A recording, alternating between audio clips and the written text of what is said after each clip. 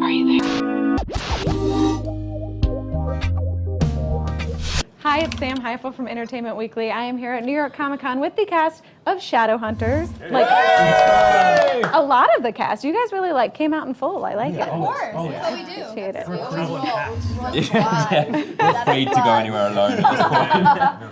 We got our pack leader here. Okay, I want to start season 2. Jocelyn's back, obviously, huge things.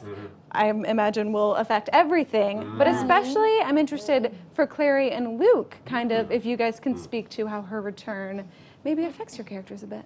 Take it away.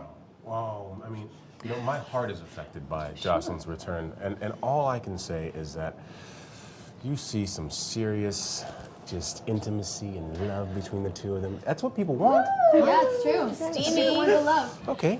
Do we already have a shipper name for that? Lucelyn. Lucelyn. Lucelyn? Right on It there, doesn't exactly flip off the You were tongue gonna say very Jocelyn. easily. You were gonna say Jocelyn. Jocelyn? I've heard Jocelyn. That sounds like a dinosaur. Jocelyn would have been Dinosaur. Like, I imagine it kind of small. Like, oh, don't worry about him, that's Jocelyn. It sounds like a dog name, not a dinosaur name. Yeah. But for Clary as well, Jocelyn being awake is it causes a lot of problems because she still sees Clary as a little girl, and Clary has grown and matured so much. And what? I'll just co-sign. Steve got me. Deep voice of course.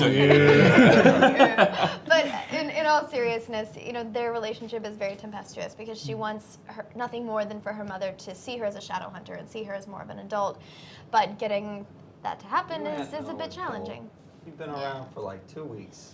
Yeah, when we go back through the actual, how long the timeline of season 1 was. How long is it? Like a 19 days? week? It's like 19 days. 19 yeah. days. But I was more of a shadow hunter than I was 19 days ago. Yeah, that's true. I'm more tanned than I was 19 days ago. What's your point? I am not. No, you're not. Yeah, it doesn't work for you that way, huh? It's really only 19 days? Yeah. From Is season 2 The whole another book 19 series days? is like season 2 is 1 day. It's just 1 day. Not even a full 24 hours. Episode 4 of season 2 is 19 days. Yeah, it's been actually been Yeah. 7 hours and 19 days. Yeah. Oh my god. Okay. That changes a lot of things. I didn't even realize that. It's Yeah, it such a happens real tight quick. timeline. Yeah. Okay, well, we ended with Jace obviously going off with a Valentine. How is this experience going to affect him? Maybe change him a bit as a character? I don't know, can't tell you. Next question. I think it changes everybody else. Yes. more. Yeah, I Because think it affects does everyone else. actually, yeah. It's selfish of him to think that it only affects him. And Yeah. That's no common problem with Jace and anyone else. I Honestly, feel like we it's- argued last time we did this interview, man. we did. We've done so well all day, and then the second Well, we it's step the end. in But here- look, you're not listening to the things that matter. Alec is suffering. It just doesn't happen to have been the question, Matthew. Yeah, but you can't answer that question because it would give away too much of the plot. I can answer that question perfectly, I'll have you know. All right, let's see it. It's going to affect Jace thoroughly, but unfortunately, the manner in which it happens is something that I can't divulge right now. But he's going to be tried and tested, and he's going to be given new information and new questions, and he has to re-evaluate who he is as a human being, as a Nephilim, before he returns to the Shadowhunter group. You're welcome. Well, and as Matt was saying, it does affect all of the characters. It gives everybody this extra drive because we're all trying to find a way to get Jace back. Yeah. Sure. Does season 2s of shows always just intrigue me because there can be the sophomore slump. A lot of times it's the best season of a show. There are all these things. Oh yeah, this But- one's gonna be amazing. It's gonna be great. It's gonna be dark and sexy and mature and the best. Yeah. Well said, Emeraude. But just, this time last year, you guys were just getting into it. Now that you've kind of lived with these characters for a little bit, does it feel really different to you? Is there kind of a distinctive season 1, season 2 vibe? Oh yeah, for sure. There's a whole different feel to the Yeah. show, season Yeah. 2. It almost feels like a second season 1 It does. to me. Very I much felt so. like I had to.